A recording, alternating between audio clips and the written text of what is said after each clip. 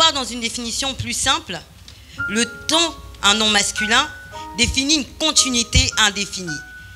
Un milieu où se déroule la succession des événements. Et le temps veut aussi dire phénomène. Amen. C'est important de retenir toutes ces définitions. Le changement, les mouvements. Le temps donc peut se qualifier en durée, mais il peut se qualifier aussi à un instant donné des événements donnés à une période. Amen. Et donc, ce message, je vais le passer rapidement, mais il y aura 3 points. Nous allons voir le rapport que Christ a par rapport au temps. Le rapport de Christ avec le temps, en termes de durée et en termes d'événements. Et troisième point, nous allons voir qu'on a aussi un rôle à jouer. On doit rentrer dans cette dimension que Christ a avec le temps. Alléluia. On va aller rapidement dans les Écritures. On va aller dans Jean chapitre 11, versets 1 à 44. Alléluia. Je ne vais pas vous attendre parce que le temps nous presse. Donc je vais lire rapidement. Il y avait un homme, entre-temps, commence à chercher le verset. Jean chapitre 11, versets 1 à 44. Il y avait un homme malade, Lazare de Béthanie, bourg de Marie et de Marthe, sa sœur. Dans d'autres versions, il dit le frère. Marie était celle qui oignit le Seigneur du parfum et qui essuia ses pieds avec ses cheveux. Et Lazare, son frère, était malade. Ses sœurs donc envoyèrent dire à Jésus, Seigneur, celui que tu aimes est malade.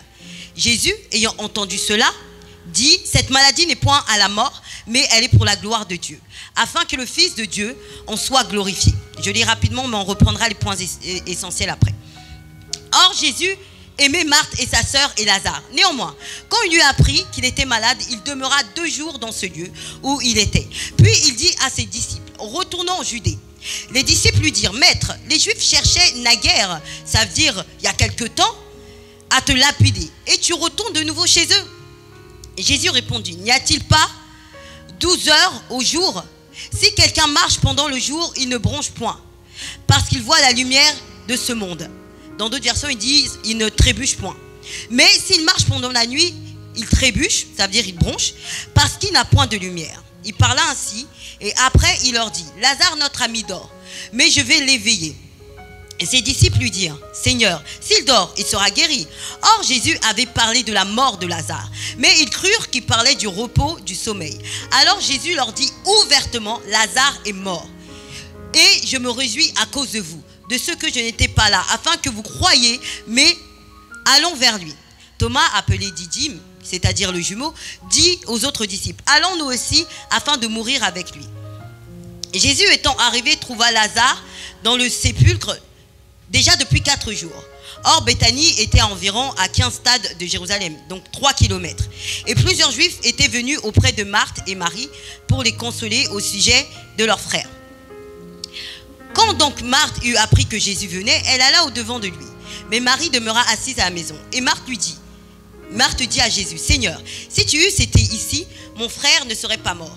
Mais je sais maintenant que tout ce que tu demanderas à Dieu, Dieu te l'accordera. Jésus lui dit, ton frère ressuscitera.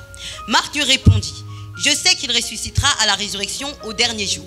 Jésus lui dit, je suis la résurrection et la vie.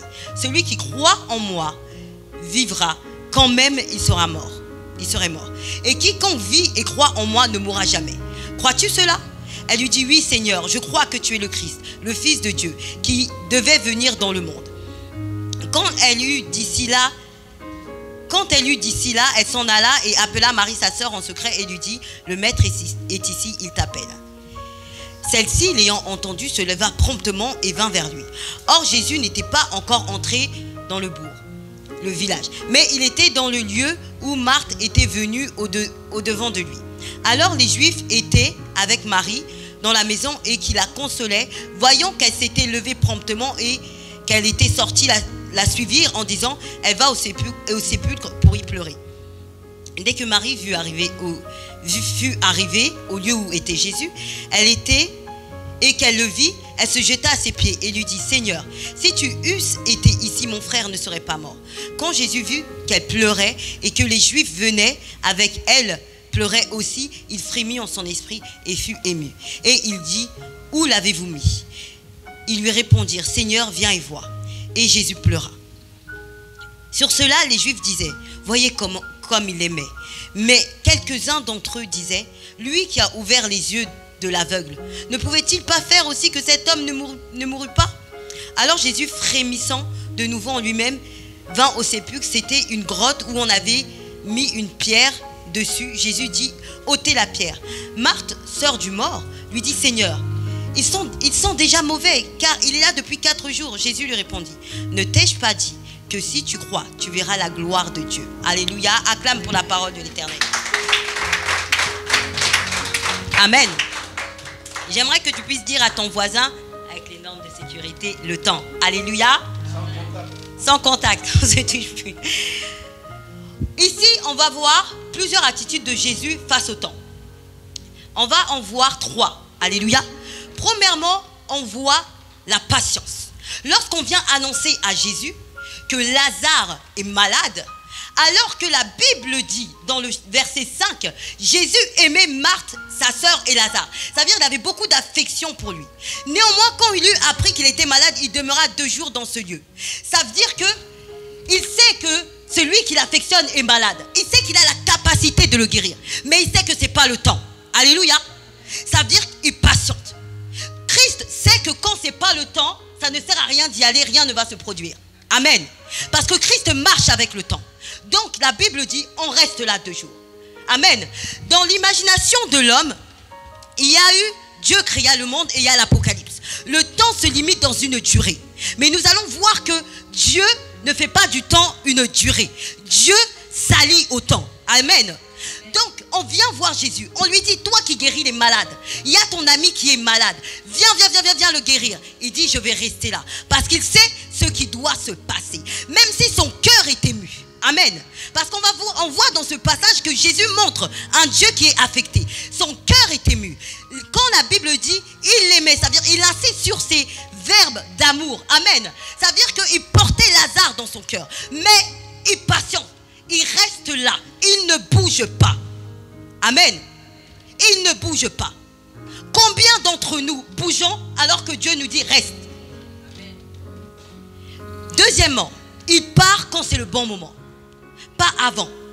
Donc il attend et après il dit aux disciples, c'est bon, le temps est venu, on y va. Mais vous allez voir une réaction des disciples. Il lui dit, Maître, les Juifs cherchaient il y a quelque temps à te tuer et tu retournes de nouveau chez eux? Jésus répondit, il n'y a-t-il pas 12 heures dans un jour? Comme je l'ai dit plus haut, si tu marches pendant le jour, tu ne trébucheras pas. Mais si tu marches pendant la nuit, tu trébucheras.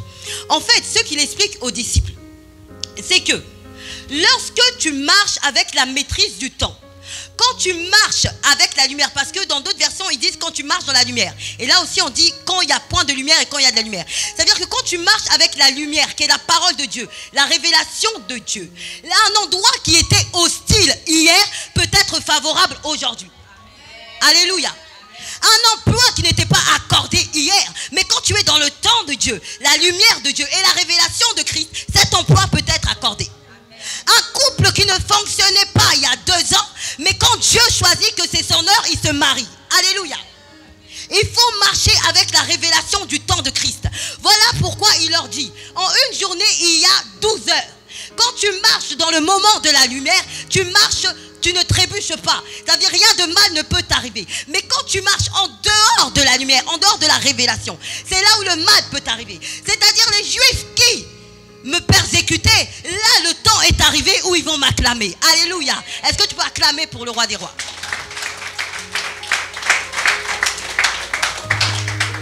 Il est important de savoir marcher avec la révélation du temps. Marcher avec la révélation de la parole de Dieu. Un chrétien ne marche pas juste pour marcher. Un chrétien marche selon les directives de la parole de Dieu.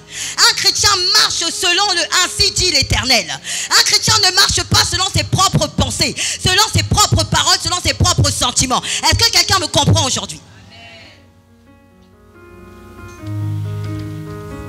Le 3e point. Il arrive. Ça fait déjà 4 jours. On a déjà pleuré, alléluia, on l'a déjà enterré. Pour les humains, c'est fini. Le gars là, on va le revoir au paradis. Même quand Marthe parle à Christ, Jésus lui dit, ton frère va ressusciter. Elle lui dit, oui, quand les morts vont ressusciter. Il dit, non, tu ne comprends pas.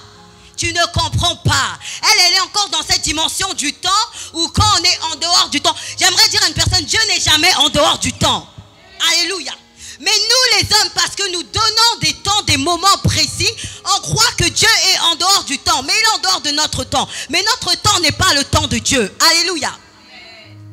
Nous, on se dit, une femme, lorsqu'elle a 35 ans, c'est fini pour elle.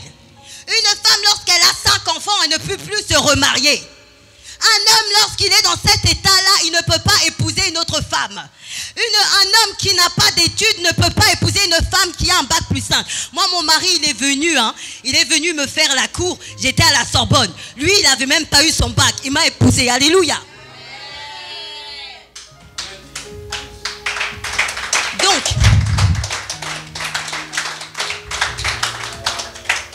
le temps n'effraie pas Jésus. C'est pas parce qu'une personne a pourri 4 jours. Alléluia. Jésus est en train de leur ramener dans une autre dimension. Une dimension où moi, je joue avec le temps. Alléluia. Moi, le temps, c'est mon allié. Moi, le temps, c'est mon ami. Moi, le temps ne me fait pas peur. Mais le problème avec nous, quand on voit les secondes passer, les minutes passer, la réalisation, elle ne se fait pas. Le cœur commence à battre. Le temps devient ton ennemi. Le temps commence à t'effrayer. Le temps commence à faire baisser ta foi. Tu dis les heures passent. Je ne suis pas encore mariée. Il y a la chronologie de la femme. Est-ce que j'aurai mes enfants? Mais le Dieu de Sarah à 90 ans donne des enfants.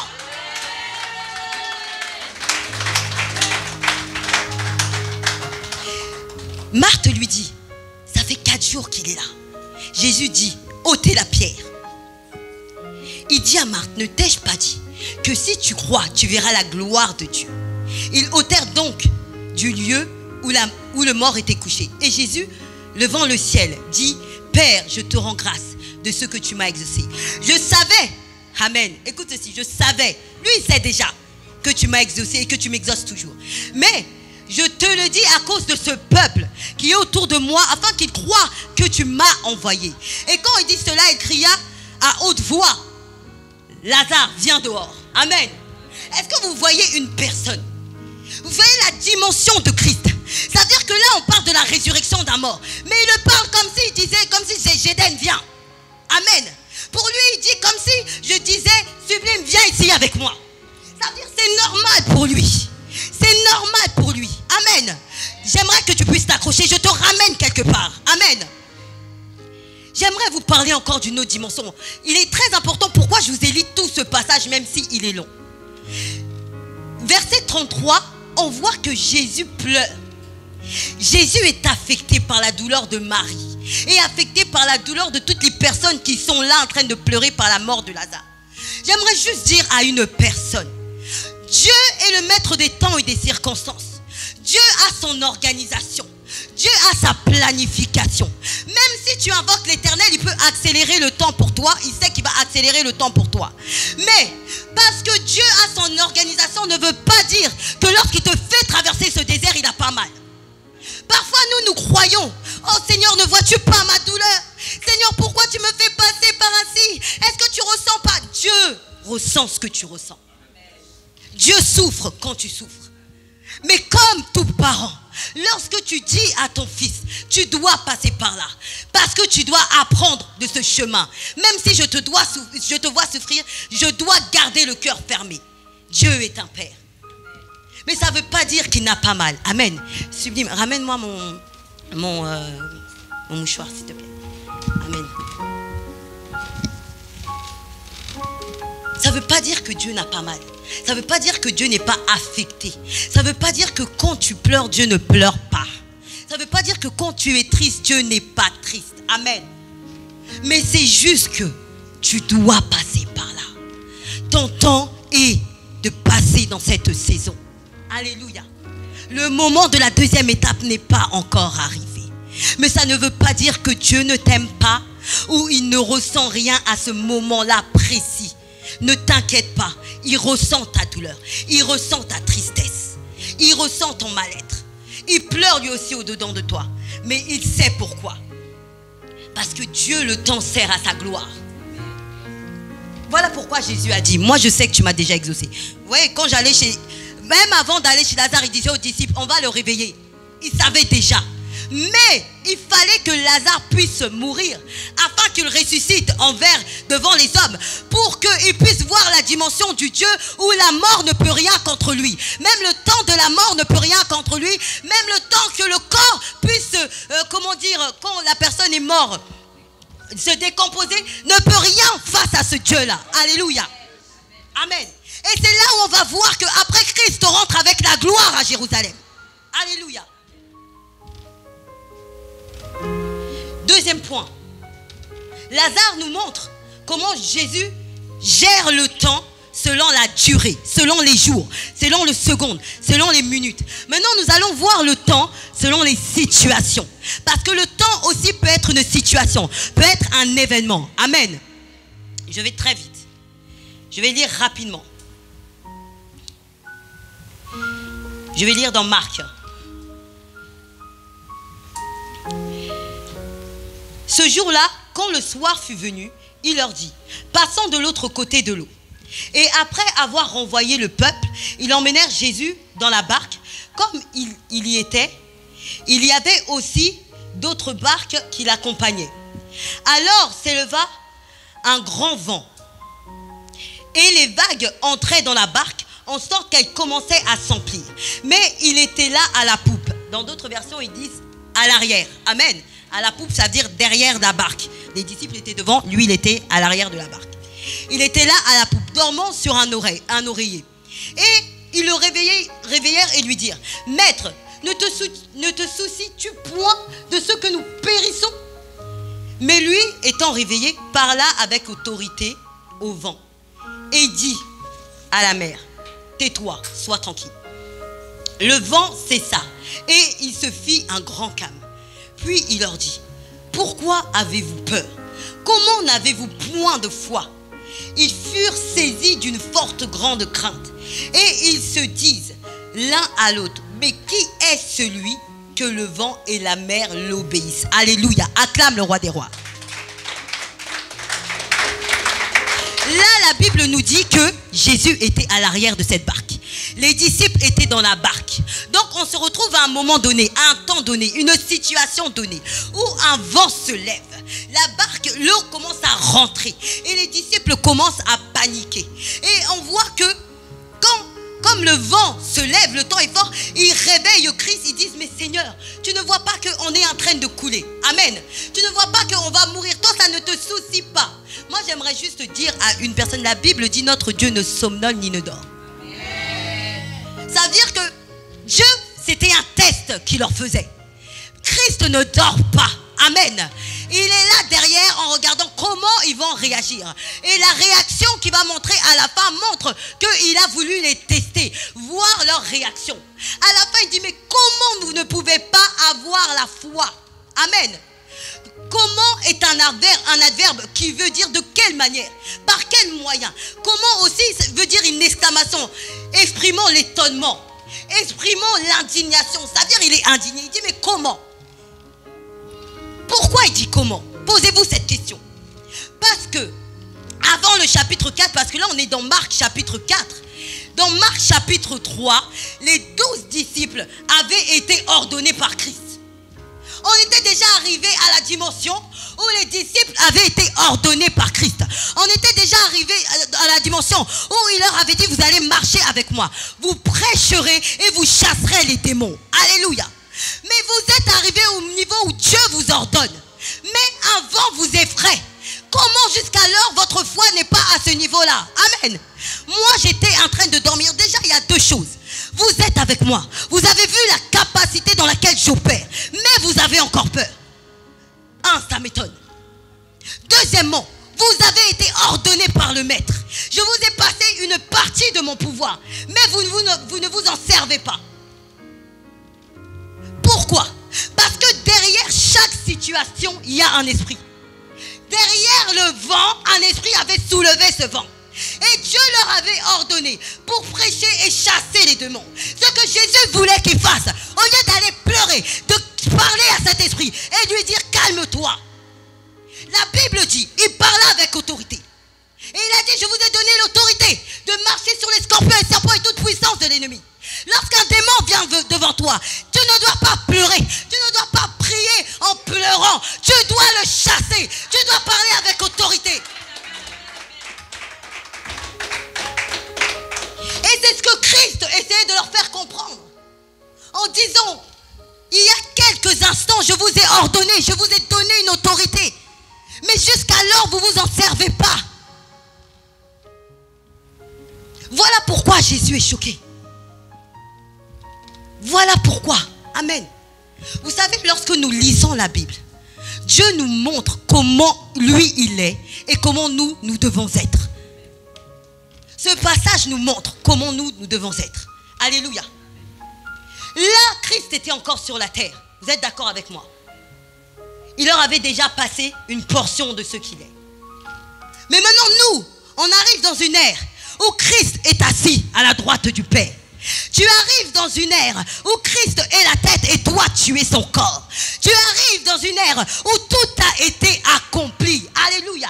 Tu es à un moment où tu es le corps de Christ. Amen. Je vais vous donner les versets plus tard dans Éphésiens chapitre 1 versets 20 et 23 où la Bible dit que nous sommes son corps. Où la Bible dit également que nous avons son autorité et sa plénitude. Amen. Nous sommes arrivés à un moment parce que tu es le corps de Christ. La Bible dit la tête est en haut à la droite du Père.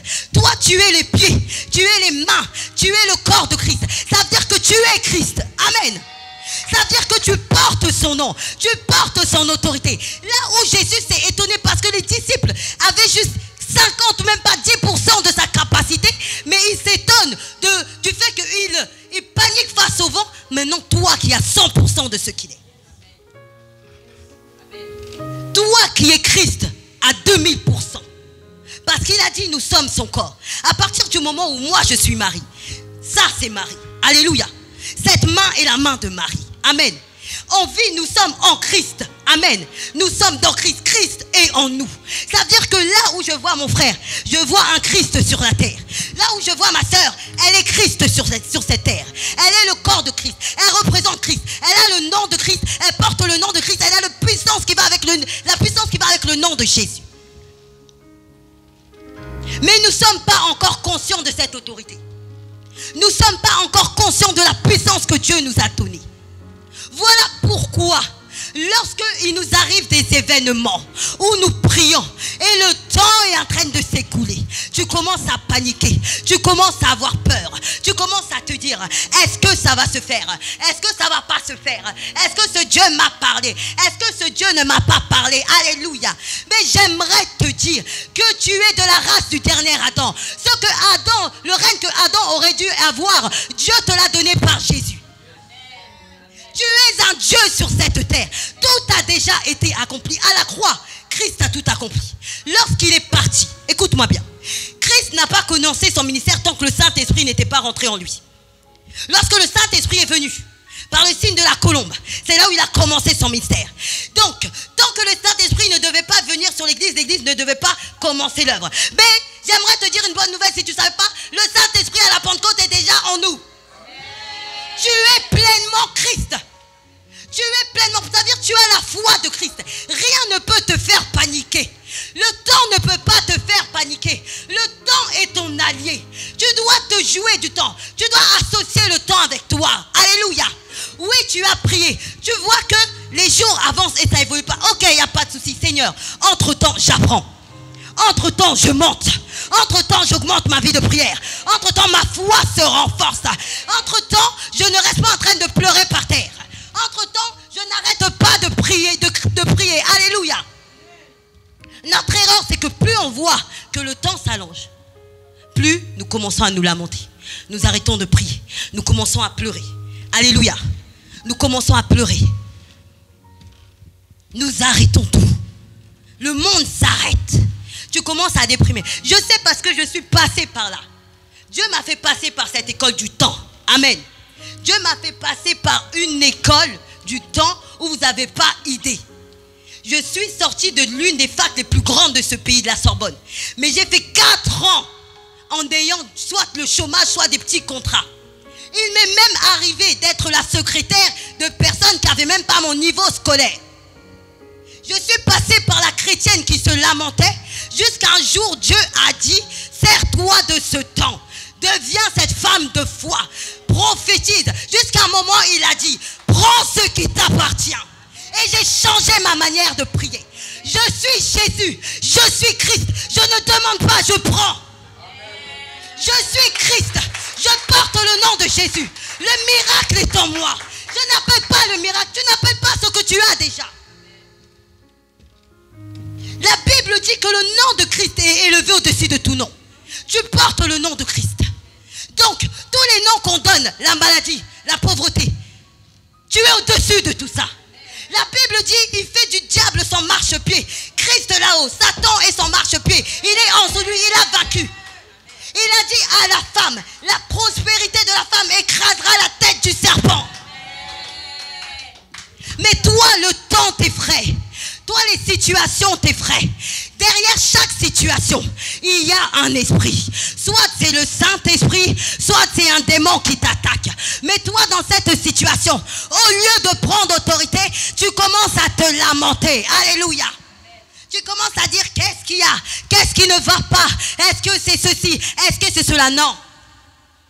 J'aimerais dire à une personne ce matin, arrête de demander ce qui t'appartient déjà. Arrête de te comporter comme une personne normale alors que tu es un Dieu. Arrête d'implorer Christ qui est déjà là-haut. Parce que tu fais partie de lui. Tu es Christ. Dieu nous appelle à opérer dans la dimension que Jésus opérait. Dieu nous appelle à faire du temps notre allié, à ne pas paniquer dans le temps, mais à se jouer du temps, à se servir du temps, à lui demander à lui. Christ, quand il a dit j'attends 2 jours, c'est parce qu'il avait reçu des directives de l'Éternel. Alléluia. À marcher selon la révélation du temps.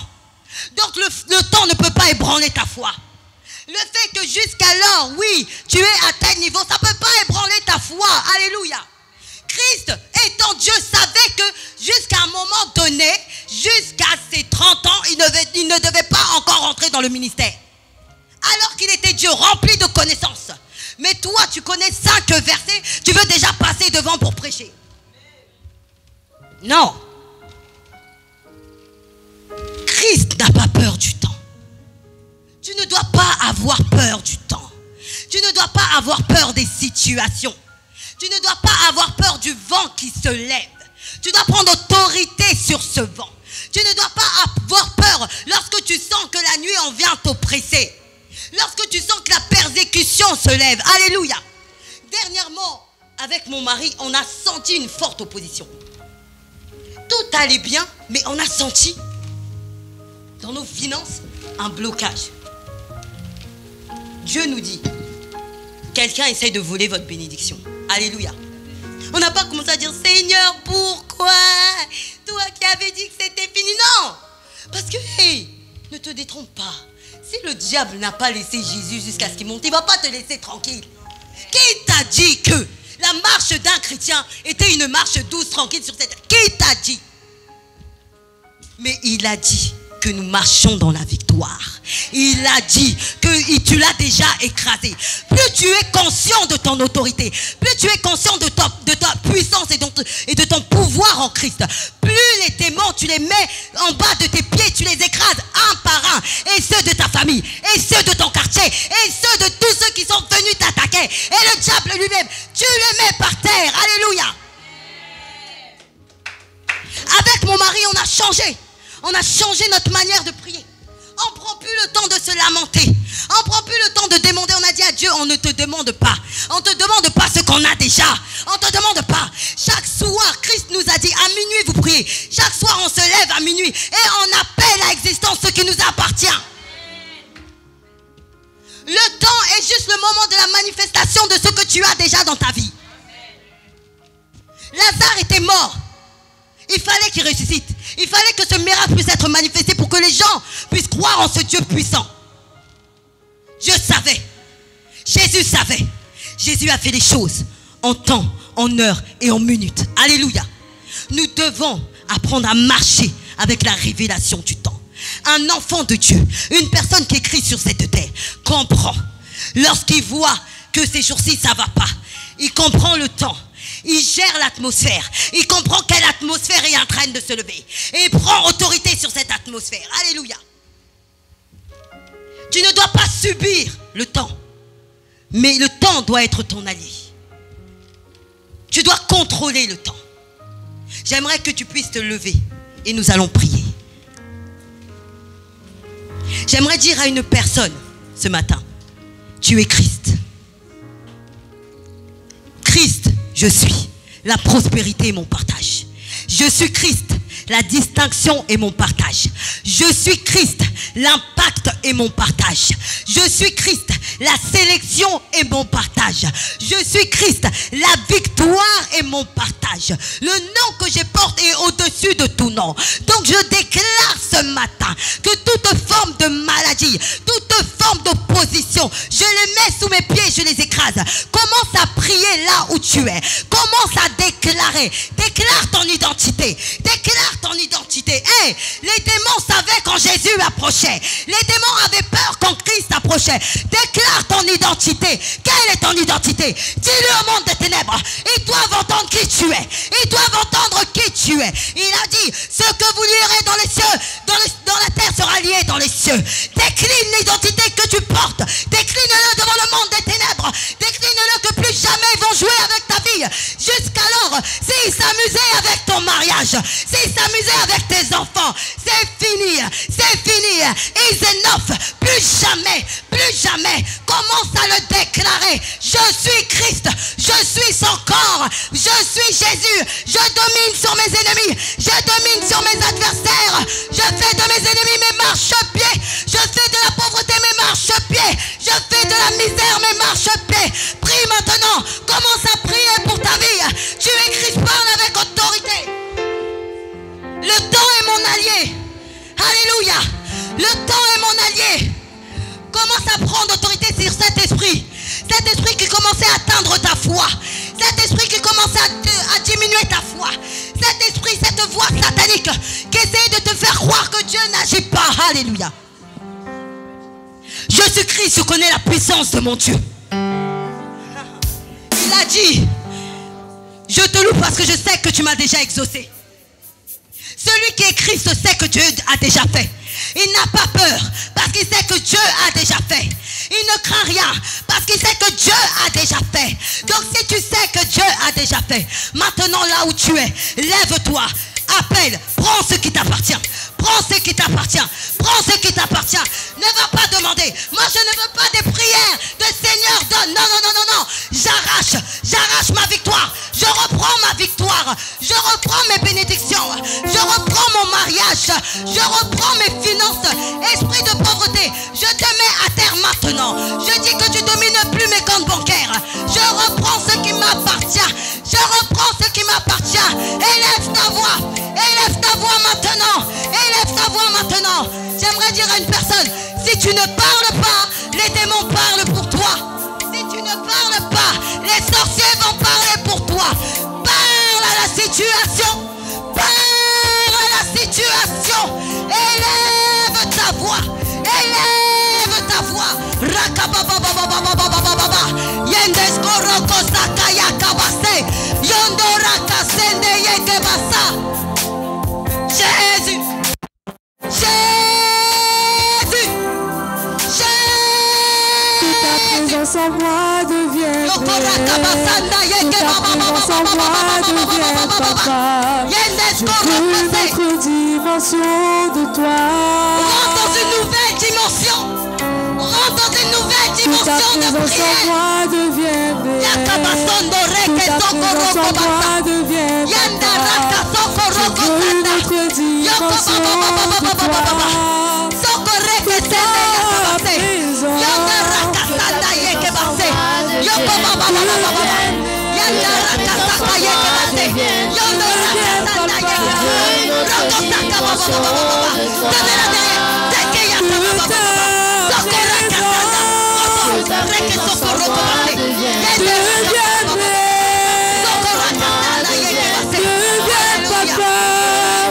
dimension de toi. Jésus. Seigneur, j'aimerais te dire quelque chose. Jésus marchait avec les anges. Jésus travaillait avec les anges.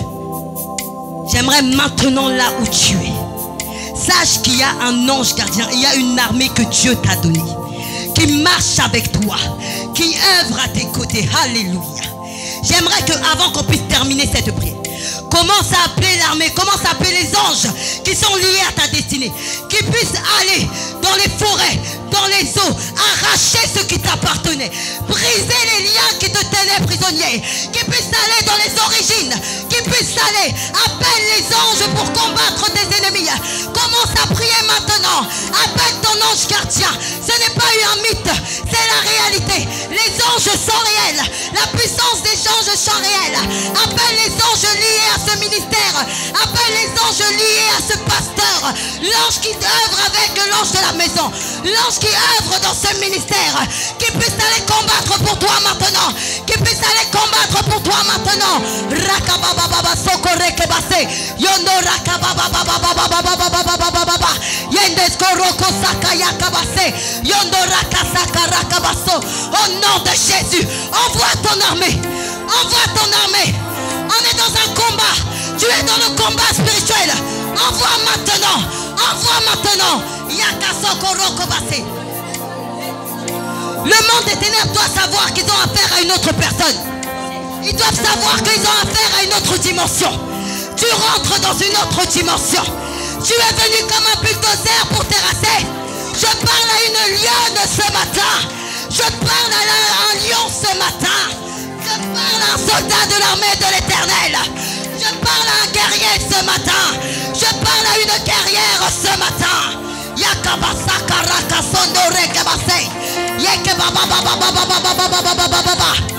Alléluia.